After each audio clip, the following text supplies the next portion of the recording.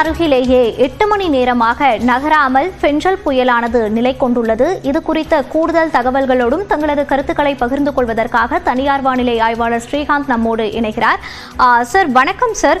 தற்போது இந்த ஃபெஞ்சல் புயலானது வலுவிழக்கக்கூடும்னு எதிர்பார்க்கப்பட்டுச்சு கரை கடந்த பின்பு. ஆனால் இது வலுவிழக்காமல் 8 மணி நேரமாகவும் தொடர்ந்து இது புயலாகவே நீடிக்கிறது. இதுக்கு என்ன காரணம்? இது வலுவிழக்க இன்னும் எவ்வளவு நேரமாகும்? இது குறித்த கருத்துக்களை சார். அதாவது பாத்தீங்கன்னா இந்த ஃபெஞ்சல் புயல் வந்து தற்போது கரை அருகே இருக்கு. அதாவது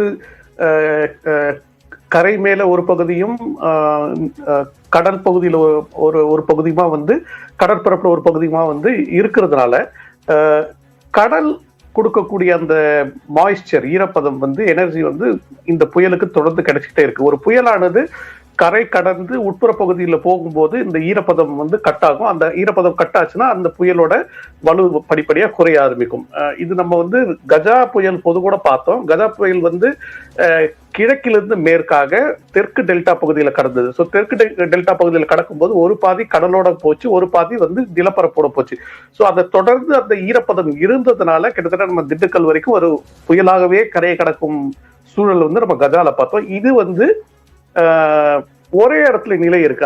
அதுக்கு காரணம்னு பாத்தீங்கன்னா நமக்கு மேற்கு பகுதியில் இருக்கக்கூடிய ஒரு உயர் அழுத்தம். அந்த உயர் அழுத்தம் வந்து இந்த புயலை மேலும் மேற்கு நோக்கி நகர விடாமல் ஒரே இடத்துல நிலை கொண்டு நிறுத்தி வைக்கும். அதுதான் வந்து இப்போ நம்ம பார்த்துட்டு இருக்கோம்.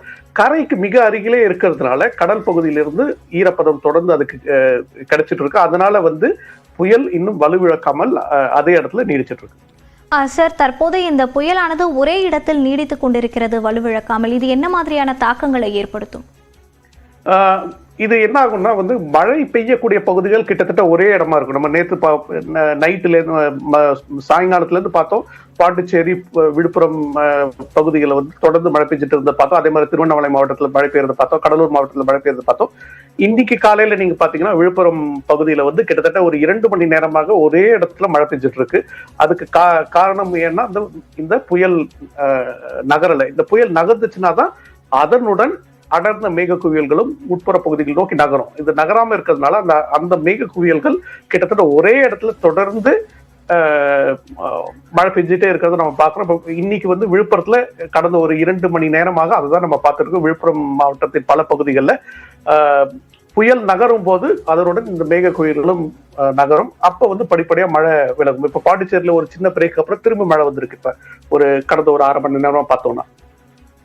சார், தற்போது பாண்டிச்சேரியாக இருக்கட்டும், கடலூர், விழுப்புரம் இந்த மாவட்டங்கள்ல தொடர்ந்து கனமழையானது பெய்திருக்கு. இது கொஞ்சம் நின்று பெய்யறதுக்கான வாய்ப்புகள் இருக்கா, இல்ல தொடர் கனமழையாவே இது இருந்துட்டு இருக்குமா? இது வந்து இந்த புயல் உட்புற பகுதியை நோக்கி நகர ஆரம்பிச்சிச்சுன்னா அதனுடன் மழையின் தாக்கமும் கொஞ்சம் கொஞ்சமா உட்புற பகுதிகளை நோக்கி போக ஆரம்பிக்கும். அது நகராத வரைக்கும் நமக்கு வந்து இந்த மழை பெய்யக்கூடிய பகுதிகள் கிட்டத்தட்ட ஒரே பகுதிகளாக தான் இருக்கும். அங்கேயே தான் நீடிச்சிட்டு இருக்கும். வானிலை படிவங்கள் வந்து இந்த நான் சொன்ன அந்த உயர் அழுத்தம், அரபிக்கடல் பகுதியில் இருக்கக்கூடிய அந்த உயர் அழுத்தம், நம்ம மேற்கில் இருக்கக்கூடிய உயர் அழுத்தம் இன்று மாலை பொழுதுல சற்று மேற்கு நோக்கி நகர்வதற்கு வாய்ப்பு இருக்கிறதா காமிக்குது. அப்படி நகரும் போது அதனுடன் இந்த புயலும் கொஞ்சம் கொஞ்சம் படிப்படியா உட்புற பகுதியில் போகும்.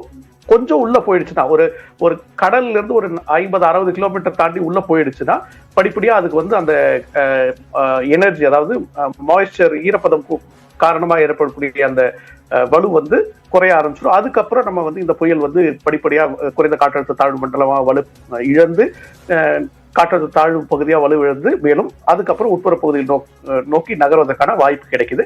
பட் அடுத்த சில மணி நேரம் இது கிட்டத்தட்ட இதே நிலைதான் நீடிக்கும்னு வந்து நினைக்கிறேன். பார்க்கலாம் நம்ம. சார், தற்போது மேற்கு தொடர்ச்சி மலை மாவட்டங்கள்லையும் மழை தொடர்வதற்கான வாய்ப்புகள் இருக்கு. அங்க மழை வந்து தொடங்க போகுது அப்படின்ற செய்திகள் வந்து வெளியாச்சு. அங்க எதனால இப்ப வந்து மழை பெய்ய போகுது? அது மட்டும் இல்லாமல் அங்க பெய்யக்கூடிய மழையினுடைய தாக்கங்களானது எப்படி இருக்கும்? மேற்கு தொடர்ச்சி மலையில பெரும்பாலும் பாத்தீங்கன்னா வந்து காற்றின் ஈர்ப்பு காரணமா மழை பெய்யும். பட் அது வந்து இந்த புயல் நகர்ந்து உட்புற பகுதிகள் போனதுக்கு அப்புறம் தான் அந்த காற்றின் ஈர்ப்பு வரும். அது வந்து இன்று இரவுக்கு மேல நகரும் போது நாளை வந்து மேற்கு தொடர்ச்சி மலையில நம்ம மழை பார்க்கலாம். மேற்கு தொடர்ச்சி மலை பகுதிகள் மட்டுமல்ல, மேற்கு உட்புற தமிழக பகுதிகளிலும் நம்ம மழையை எதிர்பார்க்கலாம். இது வந்து பட் இந்த புயல் வந்து மத்திய அரசு வெள்ள பாதிப்பு, இந்த காற்று அதிகமான காற்று அடிச்சதுனால வீடு விழுந்தது, இது மாதிரி வெள்ளத்தினால் ஏற்பட்ட பாதிப்பு இப்போ விளைநிலங்கள்லாம் எந்த அளவுக்கு பாதிப்பு ஏற்பட்டிருக்குது என்ன கணக்கு எடுத்து நம்ம மத்திய அரசில் உடனடி நிவாரண உதவித்தொகை கேட்க இருக்கணும். மழையில் 2 பேர் இறந்துருக்காங்க, அவங்களுக்கு நம்ம நிவாரணம் கொடுக்க நடவடிக்கை. நாங்கள் இந்த இது மாதிரி இயற்கை சீற்றத்தால் ஏற்படும் போது விபத்துக்கு உயிரிழப்பு நம்ம ஒரு நிதி கொடுப்போம், அது கொடுப்போம், வழக்கமாக கொடுப்போம். ஏற்கனவே வெள்ள பாதிப்பை சமாளிக்க மாநில அரசு உரிய ஏற்பாடுகள் செய்யவில்லை என எதிர்க்கட்சித் தலைவர் எடப்பாடி பழனிசாமி விமர்சித்துள்ளார். சென்னையின் சாலைகள் அம்பலப்படுத்தியுள்ளதாகவும் இனி இவர்களை நம்பி எந்த பயனும் இல்லை என்றும் எடப்பாடி பழனிசாமி தெரிவித்துள்ளார்.